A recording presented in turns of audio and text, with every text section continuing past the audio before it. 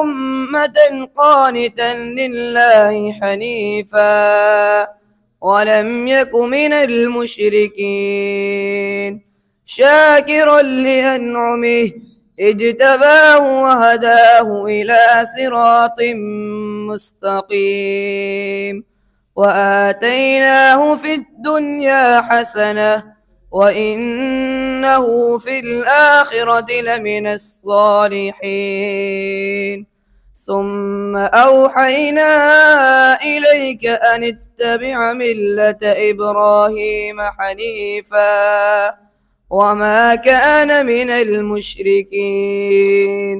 إنما جعل السبت على الذين اختلفوا فيه وإن ربك ليحكم بينهم يوم القيامة فيما كانوا فيه يختلفون ادع إلى سبيل ربك بالحكمة والموعظة الحسنة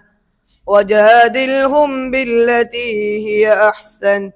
إن ربك هو أعلم بما ضل عن سبيله وهو أعلم بالمهتدين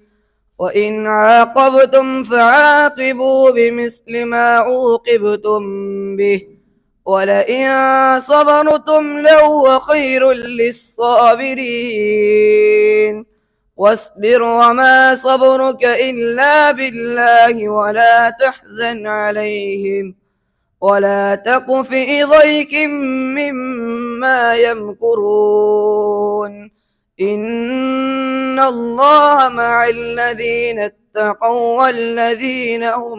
محسنون صدق الله العظيم.